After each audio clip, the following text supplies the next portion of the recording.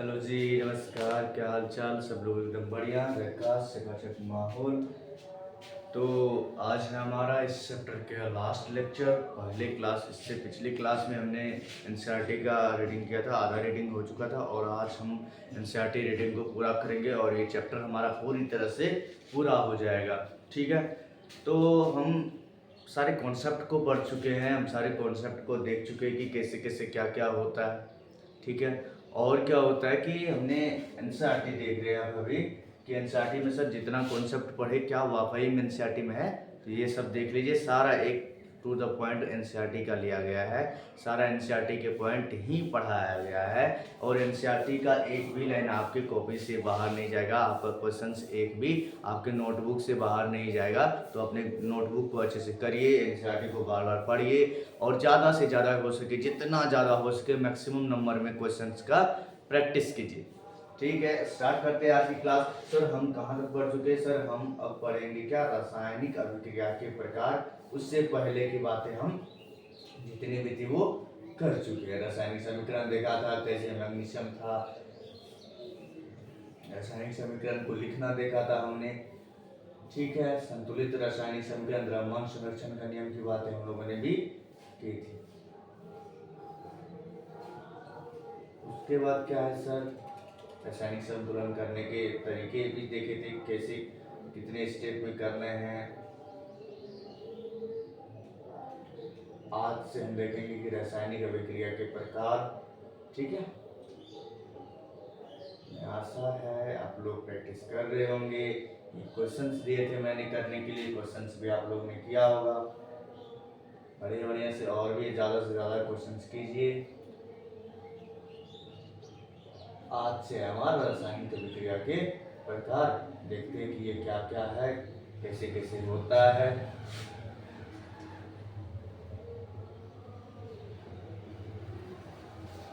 ठीक है, स्टार्ट करते हैं। रेडी हो सब? सब अपना कोशिश कीजिए, एनसीईआरटी लेके बैठिए और उसमें जैसे जैसे मैं बताते जा रहा हूँ आप हाईलाइट करते जाइए। ऐसा नहीं कि पूरा एनसीईआरटी को ही रंग दिए, जो मेन पॉइंट है, मुख्य मुख्य बातें हैं, उसे हम लोग हाईलाइट करके रखेंगे ताकि हमें चीज़ें समझने में आगे आसानी हो। ऐसा नहीं कि फिर से सारी चीज़ें एनसीईआरटी इधर से उधर पढ़नी है। वो मेन पॉइंट जो है उसको देखिए, ध्यान में रखिए और अगर आपके नोटबुक में नहीं है तो उसे वहाँ पे उतार लीजिए।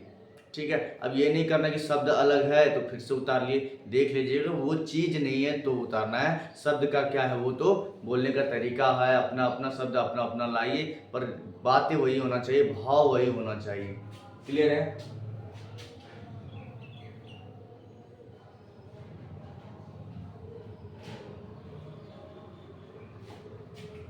तो वही फिर अभिक्रिया के प्रकार में हम लोग पढ़ रहे हैं। अभिक्रिया का प्रकार है, इसमें हम लोग क्या पढ़ रहे, देख लो कि कक्षा 9 में आप लोगों ने जो किया उसी के बारे में बता रहा है। दूसरे तत्व के परमाणु नहीं बदलता। ठीक है, तो ये कह रहा है कि जो एक तत्व का परमाणु है ना, वो उसी, चाहे उसको कितना अलग से मिला लो, दूसरे से मिला लो, तो परमाणु कभी दूसरे परमाणु में नहीं बदलता। मतलब परमाणु को तोड़ा या जोड़ा नहीं जा सकता, इस तरह की बातें कर रहा है। तो परमाणु, किसी एक तत्व का परमाणु दूसरे तत्व के परमाणु में नहीं बदलता। ना तो कोई परमाणु मिश्रण से बाहर जाता है और ना ही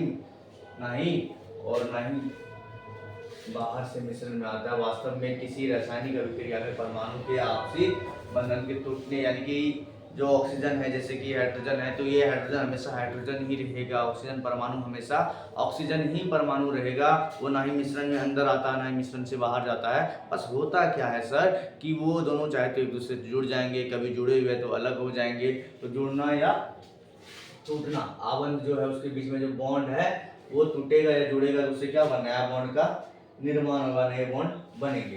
क्लियर है? सर इसके बाद क्या है, इसके बाद देखो क्या है कि अभिक्रिया के प्रकार, अभिक्रिया के प्रकार है, टाइप्स है।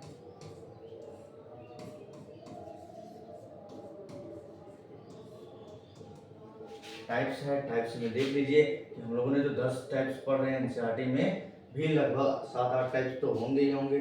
तो पहला है संयोजन अभिक्रिया, या फिर इसको क्या बोलते थे, योगात्मक अभिक्रिया। संयोजन अभिक्रिया को हमने योगात्मक अभिक्रिया भी कहा था, आप लोगों को याद हो, योगात्मक अभिक्रिया, संयोजन अभिक्रिया या फिर योगात्मक अभिक्रिया।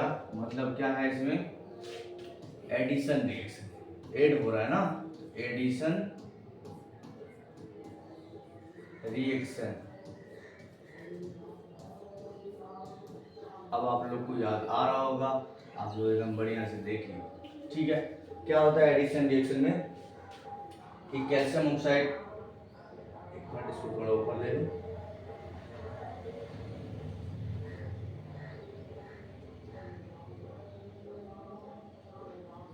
ठीक है, देखो कैल्शियम ऑक्साइड है, ठीक है, जल के साथ तीव्रता से क्या करता है, अभिक्रिया करता है।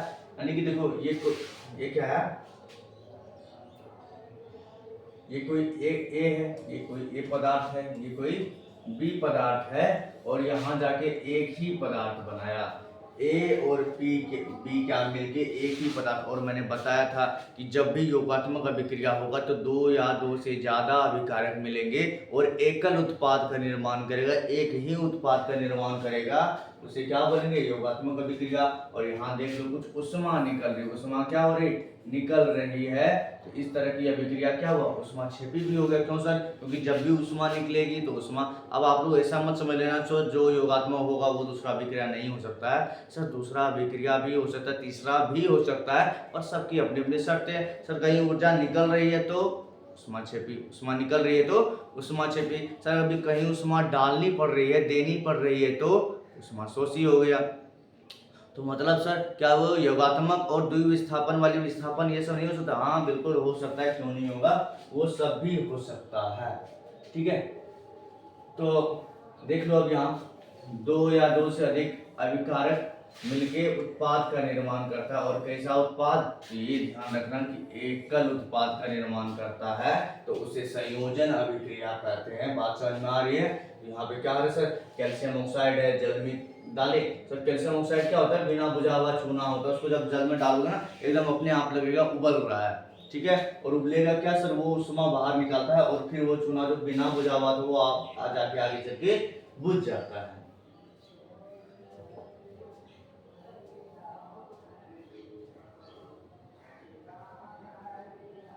और भी कुछ उदाहरण लिए गए हैं, ठीक है, संयोजन अभिक्रिया में और भी उदाहरण लिए गए हैं, देख लीजिए। सर कोयले का दहन हो रहा है, कोयला को क्या है, कार्बन लिए, ऑक्सीजन लिए। सर कोयला जब भी लिया जाए तो कार्बन ले लेना, जब भी दहन की बातें हो तो उसे ऑक्सीजन से कर देना। और क्या बना है, कार्बन डाइऑक्साइड। देखो दो अभिकारक मिले, कितने अभिकारक है, दो अभिकारक है, दो अभिकारक है। और उत्पाद क्या है, उत्पाद एकल उत्पाद है, एकल उत्पाद है। और मैंने कहा था दो या दो से ज्यादा अभिकारक होंगे और उत्पाद क्या होगा, एक होगा। तो क्या होगा, क्या होगा सर, सर हाँ योगात्मक अभिक्रिया होगा, संयोजन अभिक्रिया होगी। बातें आपको समझ में आ रही होगी। सर आगे बढ़ो और एक उदाहरण देख लो। सर यहाँ H2 मतलब हाइड्रोजन गैस और ऑक्सीजन गैस को मिलाया तो हमें क्या मिला, सर 2H2O मतलब हमको H2O मिला। मतलब ये भी क्या है, एक ही पदार्थ मिला, एक ही उत्पाद मिला। उत्पाद कितना है, उत्पाद एकल उत्पाद है, यानी कि एक उत्पाद है। बातें समझ में आ रही है आप लोगों को।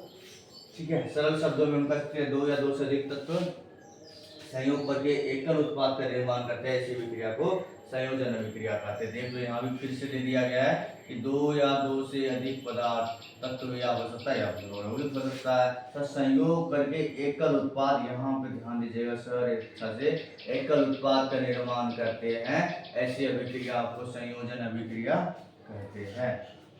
ऐसी अभिक्रिया को क्या कहते हैं, संयोजन अभिक्रिया कहते हैं। ये बातें थी संयोजन अभिक्रिया के बारे में, हमने 3 उदाहरण भी देख लिए इसके संयोजन अभिक्रिया के। सर कितने और उदाहरण हो सकते हैं, बिल्कुल बहुत सारे उदाहरण हो सकते हैं, पर आप एक दो याद रखो, एक दो अपना ध्यान में रखो। सर जब भी पूछे एकदम चिपका दो, हो गया, जब भी पूछे एकदम से चिपका दो, हो गया। ठीक है, हमारे को प्राकृतिक गैस का दान हो रहा है।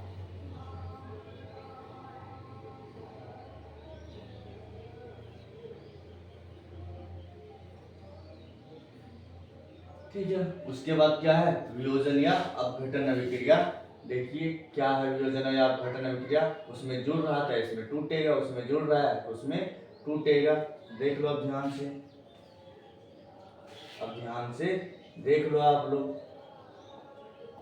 ठीक है। यहाँ देखो एक पदार्थ है फेरस सल्फेट है, एक पदार्थ, वो क्या हो रहा है, 3 पदार्थों में टूट रहा है, 3 पदार्थों में टूट रहा है। मतलब जब एक पदार्थ एक से ज्यादा पदार्थों में टूट जाए, किसके प्रभाव में सर, हो सकता है वो उष्मा के प्रभाव में टूटे, हो सकता है वो प्रकाश के प्रभाव में टूटे, और क्या हो सकता है सर, उष्मा हो सकता है, प्रकाश हो सकता है, और सर विद्युत के प्रभाव में भी टूट सकता है। तो ये 3 चीजें हमने किया था कि जब भी कोई पदार्थ किसी बाह्य कारक के प्रभाव में, बाहरी कोई कारक हो उसके प्रभाव में क्या हो, टूट जाए और 2 या 2 से अधिक पदार्थ का निर्माण करे, तो इस तरह की जो अभिक्रियाएं होंगी उसको क्या बोलेंगे सर, अपघटन अभिक्रिया। देखो क्या है, एकल अभिकर्मक, मतलब एक अभिकर्मक टूटकर छोटे छोटे उत्पाद प्रदान करता है, यह एक वियोजन अभिक्रिया है। ठीक है। अब इसमें दिखाया गया कि इसमें उष्मा दिया गया, मतलब इसमें गर्म किया गया, तो वही गर्म करने पर फेरस सल्फेट, ठीक है, इतना का क्रिस्टल जल त्याग देता है, सर कितना जल त्याग देता है, और क्या है, और क्रिस्टल का रंग बदल देता है। इसके उपरांत यह फेरिक ऑक्साइड देख लो, फेरिक ऑक्साइड है, हाँ, सल्फर डाइऑक्साइड SO2 है, सल्फर ट्राइऑक्साइड में वियोजित हो जाता है। फेरिक ऑक्साइड ठोस है, जबकि सल्फर डाइऑक्साइड और सल्फर ट्राइऑक्साइड जो ये दोनों हैं, ये सल्फर डाइऑक्साइड, ये सल्फर ट्राइऑक्साइड, ये दोनों क्या है, ये दोनों गैस है। तो अवस्था परिवर्तन आप लोग देख रहे हो, ये सर ठोस था, और जो अभिक्रिया क्या इसमें उष्मा दिया गया, मतलब इसमें क्या किया, गर्म किया गया, हाँ, तो इसको गर्म जब किया गया, उष्मा दिया गया, तो ये क्या हुआ, गैस में बदल गया। ठीक है।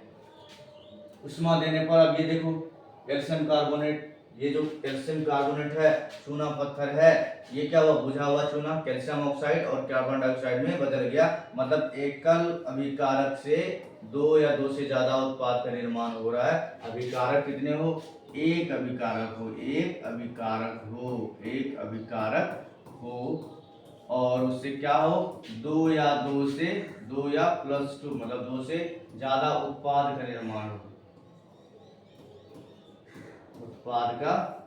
हो, तो इस तरह की जो अभिक्रिया होगी उसे अपघटन या वियोजन अभिक्रिया कहेंगे। पर थोड़ा सा अंतर होता है कि वियोजन और अपघटन अभिक्रिया में कि जब आप ये जो डाले है ना, जिसके प्रभाव में हो रहा है, उसको अगर हटा लिए तो वो फिर से पहली अगर अवस्था में आ गई, उस तरह की जो अपघटन अभिक्रिया होगी उसे वियोजन अभिक्रिया कहेंगे। और भी कुछ एग्जांपल्स दिए गए हैं, आप लोग यहाँ देख पा रहे होंगे कि यहाँ और भी एग्जांपल्स दिए गए हैं। लेड का नाइट्रेट है, उसको क्या दिए, हीट दी, यहाँ पे क्या हो रहा है, ये हीट तो हो रहा है, ये हीट है, ठीक है। लेड ऑक्साइड नाइट्रोजन डाइऑक्साइड बनाया और ऑक्सीजन गैस को भी रिलीज किया। कुछ इसमें क्या है, हमारे पास कैसे विद्युत प्रभाव किया जाता है, तो इस तरह की बातें हैं। आप लोग ये भी देखिएगा कैसे विद्युत ये क्रियाकलाप को पढ़िएगा।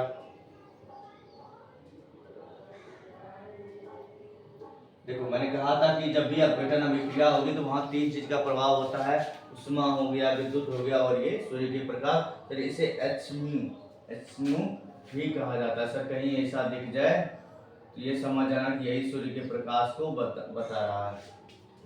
क्लियर है।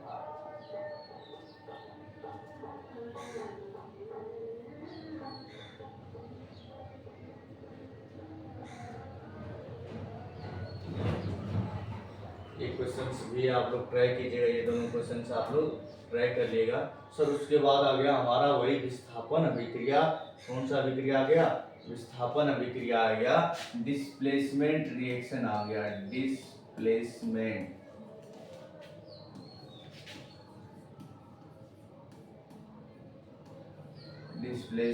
रिएक्शन।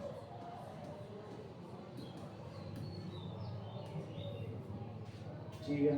सर इसमें क्या होता है कि हम लोगों ने पढ़ चुके हैं ना, जैसे A है प्लस BC है, ये क्या करता है, अगर ये A जो है B से ज्यादा क्रियाशील है, क्या है, क्रियाशील इसकी ज्यादा है, क्रियाशीलता ज्यादा है किसकी, सर A की ज्यादा है B से, तो क्या करेगा, A जाएगा C के साथ जुड़ेगा और क्या होगा, B को बाहर फेंक देगा। तो इस तीर के निशान के इस तरह की घटनाएं को देखने को मिल सकती है। सर ए क्या क्या बी को हटा के उसकी जगह पे आ गया, AC बना लिया और बी को धकेल दिया वहां से। तो इस तरह का हुआ, इसका विस्थापन हो गया। और इस तरह की अभिक्रिया को हम लोग कहेंगे विस्थापन अभिक्रिया, डिस्प्लेसमेंट रिएक्शन।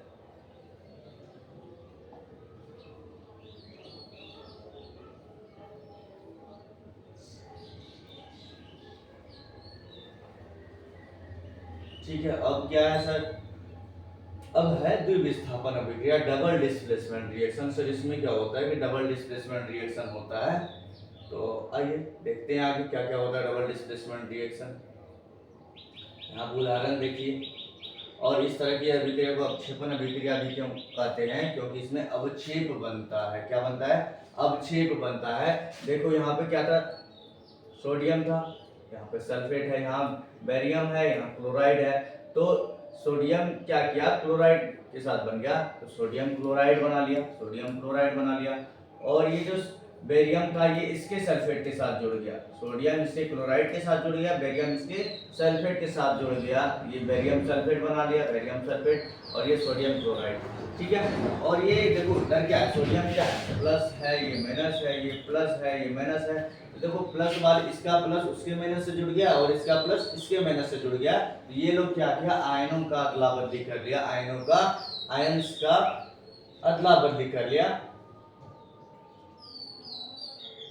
ठीक है, ये लोग क्या किया, आयंस का अदला बदली कर लिया। तो इस तरह की जो अभिक्रिया हुई वो द्विविस्थापन अभिक्रिया। ठीक है, और इस तरह की जो अभिक्रिया होगी इसमें जैसे कि ये क्या है, एक अवक्षेप बनेगा। क्या बनेगा, अवक्षेप बनेगा। और बीकर जैसे है उसमें नीचे की तरफ बैठ जाएगा, एक अवक्षेप बनाएगा और बीकर में बताया कि इस तरह से नीचे बैठ जाएगा। कौन बैठेगा, ये सभी इस वाली अभिक्रिया में कौन नीचे बैठेगा सर, यहाँ पे बेरियम सल्फेट बैठेगा, BaSO4, बेरियम सल्फेट। ये बेरियम सल्फेट है,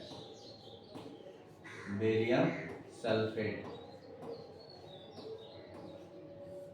ठीक है, इस तरह की अभिक्रिया में क्या हुआ, बेरियम सल्फेट क्या हुआ, नीचे बैठ गया, वो अवक्षेप बना लिया। बेरियम सल्फेट बैठ के नीचे, ये क्या नीचे जो बैठता है उसको क्या बोलते हैं, अवक्षेप बोलते हैं। नीचे जो बैठेगा उसे अवक्षेप कहेंगे, नीचे जो बैठेगा उसे अवक्षेप कहेंगे, अवक्षेप। और इस तरह की अभिक्रिया को अवक्षेपण अभिक्रिया भी कहेंगे। यहाँ तक की बात धीरे धीरे आप लोग को समझ में आए। और ये देख लो, वे अभिक्रियाएं जिनमें अभिकारकों के बीच आयनों का आदान प्रदान मतलब अदला बदली होता है उन्हें द्विविस्थापन अभिक्रिया कहते हैं। साथ साथ आप लोग भी एनसीईआरटी में हाईलाइट करते जाओ, पेंसिल से या हाइलाइटर से हाईलाइट करते जाओ, ताकि जब भी एनसीईआरटी खोलो बस वही पॉइंट एकदम निकल जाए। और जो जो मैंने जैसे जैसे लिखा है वैसे वैसे आप भी लिख दो, एकदम से चकाचक क्लियर होने लगेगा। आगे बढ़ते हैं, आगे बढ़ते हैं। सर क्या है, उपचयन तथा अपचयन अभिक्रिया। ये क्या होता है सर, इसमें देखो कि उपचयन क्या होता है, ऑक्सीकरण और अपकरण आप लोगों ने पढ़ा होगा। तो ये देखिए, कॉपर ऑक्साइड क्या है, कॉपर ऑक्साइड, कॉपर में कॉपर ऑक्साइड है ना, कॉपर की ऑक्साइड जो है इस तरह की कॉपर ऑक्साइड बनेगा। तो क्या कॉपर में ऑक्सीजन के योग से बना है, कॉपर जो ऑक्साइड है ये क्या है, कॉपर ऑक्साइड है, कॉपर ऑक्साइड है। और ये सर कॉपर में ऑक्सीजन है। सर इस तरह की अभिक्रिया और कहाँ देखने को सर, एक तो ये योगात्मक अभिक्रिया हो सकती है सर, दो या दो से ज्यादा मिलकर एक ही चीजें बना रही है सर, उसके बाद ताप हीट दे रहे हैं, तापन हो रहा है, मतलब इस तरह की अभिक्रिया को और भी कुछ बोल सकते हैं क्या सर, हाँ सर बोल सकते हैं। क्या बोल सकते हैं, देखो जरा ध्यान से। इस तरह की अभिक्रिया को आप लोग पहले तो योगात्मक अभिक्रिया बोल दोगे, दूसरा सर क्या बोल सकते हो कि सर इसमें क्या हो रहा है, ताप देकर किया जा रहा है, मतलब ये जो अपघटन अभिक्रिया किसी के प्रभाव में हो रहा है तो अपघटन अभिक्रिया होगा।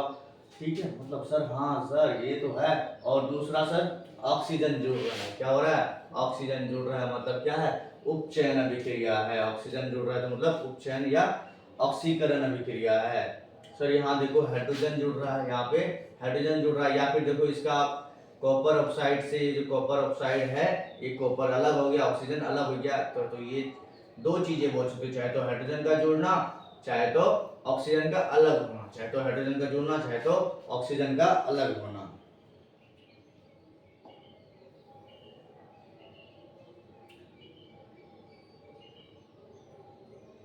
ठीक है सर, अगर बोले कि ऑक्सीजन का जुड़ना मतलब उपचयन, देख लो, जब जब किसी पदार्थ में ऑक्सीकरण की वृद्धि होती है, वृद्धि का मतलब जुड़ता है या योग होता है, जुड़ता है या योग होता है, योग होता है। जब किसी अभिक्रिया में ऑक्सीजन की वृद्धि होती है तो कहते हैं कि उसका उपचयन हुआ है। और जब किसी अभिक्रिया में ऑक्सीजन का ह्रास, किसी अभिक्रिया में ऑक्सीजन का ह्रास मतलब हानि, हानि, ह्रास मतलब हानि होता है तो कहते हैं कि उसका अपचयन हुआ है। इस तरह से उपचयन और अपचयन आपको पता लग गया। और इन्हीं दोनों को एक साथ में हम लोग क्या बोलते हैं, रेडॉक्स अभिक्रिया बोलते हैं। इन्हीं दोनों को एक साथ में हम लोग रेडॉक्स अभिक्रिया बोलते हैं। देखो ध्यान से देखो कि ऑक्सीजन का जुड़ना क्या था, देखो इसमें क्या हो रहा है कि ऑक्सीजन क्या आ रहा है, देखो यहाँ पे पहले ऑक्सीजन था और ऑक्सीजन हट गया। सर ऑक्सीजन का क्या हुआ, हानि हुआ, ऑक्सीजन का हानि हुआ, हानि, ऑक्सीजन का हानि हुआ मतलब अपचयन। सर और देखो थोड़ा कलर चेंज कर दूं आपको विजिबल अच्छे तरीके से होगा। सर ये H2 था और यहाँ H2O हो गया, मतलब ऑक्सीजन का क्या हुआ, ऑक्सीजन का योग हुआ, योग मतलब जुड़ा, ऑक्सीजन का वृद्धि हुआ, योग हुआ, जुड़ा। तो इस तरह की जो अभिक्रिया होगी वो उपचयन अभिक्रिया होगी। ठीक है, इस तरह की जो अभिक्रिया हुई। सर यहाँ ताप देखिए सर, ये अपघटन अभिक्रिया भी हो सकती है। सर ये विस्थापन अभिक्रिया हो सकती है क्या, हाँ हो सकती है। देखो हाइड्रोजन ने क्या किया, कॉपर से उसके कॉपर को हटा दिया और उसकी जगह पे खुद जोड़ गया, तो सर ये विस्थापन अभिक्रिया भी हो सकती है। ठीक है, और देखो इन अभिक्रियाओं को उपचयन अपचयन अभिक्रिया कहते हैं अथवा रेडॉक्स, रेडॉक्स अभिक्रिया भी कहते हैं, रेडॉक्स रिएक्शन भी कहते हैं। बात यहाँ आप लोग को आ रही होगी समझ में, ध्यान से देखिए, क्लियर है इतनी सी बातें। सर रेडॉक्स अभिक्रिया भी कहते हैं, मतलब ये क्या है, रेडॉक्स अभिक्रिया के उदाहरण है। और इसमें 2-3 उदाहरण हम तो देखे देख लिए सर, ये योगा विस्थापन अभिक्रिया हो रहा है और क्या हो रहा है सर, सर ऑक्सीकरण अपचयन, सर ऑक्सीकरण को उपचयन बोलते हैं और अपकरण को अपचयन अभिक्रिया कहते हैं। बस लास्ट टॉपिक हमारा आ गया कि दैनिक जीवन में कैसे कैसे उपचयन का प्रभाव हो रहा है, क्या क्या प्रभाव होता है। हमने बताया था कि संक्षारण, संक्षारण क्या होता है, लोहे पे जंग लगना, लोहे पे जंग लगना संक्षारण कहते हैं, लोहे पे जंग लगना, इसको हम संक्षारण कहते हैं। ठीक है सर, आपने अवश्य देखा होगा कि लोहे की बनी वस्तुएं चमकीली होती है, लेकिन कुछ समय पश्चात क्या होता है, ठीक है, उन पर लालिमा युक्त मतलब हल्का हल्का लाला भूरे रंग का क्या होगा, परत चढ़ जाती है। प्रायः इस अभिक्रिया को लोहे पर जंग लगना कहते हैं। कुछ अन्य धातुओं में ऐसा नहीं कि लोहे में सिर्फ होता है, कुछ अलग और भी धातु होगा तो उसमें भी ऐसा परिवर्तन होता है। ठीक है, चांदी में, तांबा में, कौन कौन से मौसम, चांदी तांबा में हो सकता है सर परत चढ़ जाती, तो इस तरह की होता क्यों, कारण देखो, कारण ये है, ये क्या है, कारण है क्यों होता है सर, कि सर हो सकता है अम्ल की वजह से, और क्या हो सकता है सर, कारण क्या हो सकता है सर, अम्ल हो सकता है और आर्द्रता हो सकता है। सर आर्द्रता का मतलब सर ये नम वायु, नम वायु मतलब गीला वायु जिसमें मॉइस्चर ज्यादा हो, नमी ज्यादा हो, नम वायु मतलब हवा, इस तरह का ये क्या हो गया, इसका कारण हो गया। ठीक है, तब ये संचालित हो जाती है, मतलब इसमें जंग लगना, इस प्रक्रिया को संचारण कहते हैं, जंग लग गया। ठीक है, चांदी के ऊपर काली वाली परत और तांबे के ऊपर हरी परत का चढ़ना भी संचालन है। सर तांबे के ऊपर कैसी परत चढ़ती है, सर तांबे के ऊपर हरी परत क्या होती चढ़ती है, चांदी के ऊपर काली परत चढ़ती है। तो जहां जहां हाईलाइट किया आप भी वहां वहां हाईलाइट करते जाओ।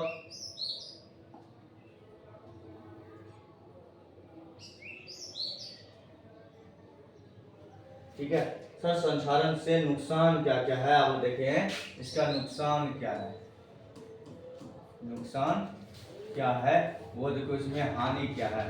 ठीक है, देखो कार का ढांचे है, पुल है, लोहे की रेलिंग है, जहाज, धातु तथा विशेषकर लोहे से बनी वस्तुओं का बहुत क्षति होता है। ठीक है, लोहे का संसाधन एक गंभीर समस्या है। क्षतिग्रस्त लोहे को बदलने में हर वर्ष अधिक पैसा खर्च होता है। ठीक है, इस तरह से क्या होगा, हमारा पैसा भी जाएगा और लोहे की भी नुकसान होगी, हानि होगी, इस तरह से हमारा नुकसान होगा। सर इसका उपाय क्या है? उपाय क्या है सर? लोहे पे पेंट लगा दो, पेंट कर दो। पेंट बता चुके, हमारे नोट कॉपी से ही सब कुछ है, एनसीईआरटी भी हमारी नोट कॉपी से ही है, एक भी वर्ड मैंने नहीं छोड़े हैं, सारे वर्ड 1 to 1 क्लियर है।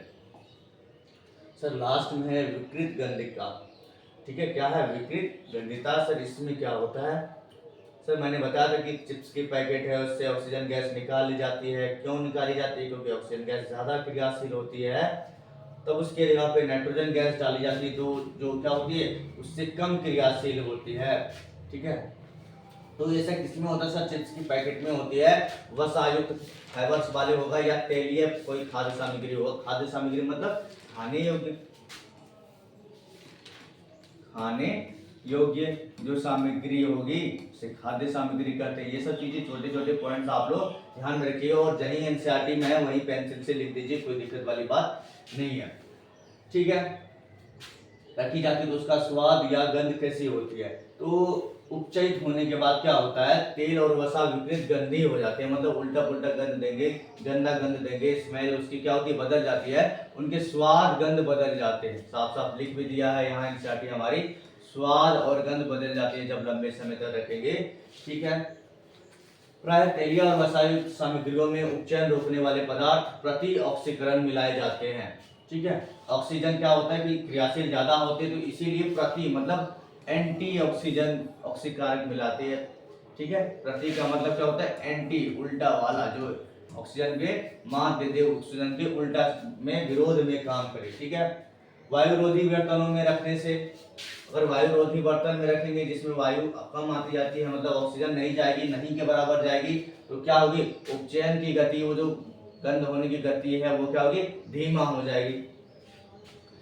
ठीक है, और यहाँ देखो जो हमने उदाहरण लिया था, ये वही उदाहरण है। चिप्स बनाने वाले क्या करते हैं, थैली में ऑक्सीजन हटाकर उसमें नाइट्रोजन गैस जैसी गैस का जो कम सक्रिय है, मतलब कम सक्रिय मतलब कम क्रियाशील है, कम क्रियाशील है, जो कम सक्रिय मतलब कम क्रियाशील है, भर देती है ताकि चिप्स का उपचयन ना हो सके। इस तरह से हम क्या करते हैं, चिप्स को लंबे समय तक स्टोर कर सकते हैं। और यहीं पे होती है हमारी एनसीईआरटी भी खत्म। कुछ इसके क्या है, क्वेश्चंस है, आप लोग क्वेश्चंस करिएगा।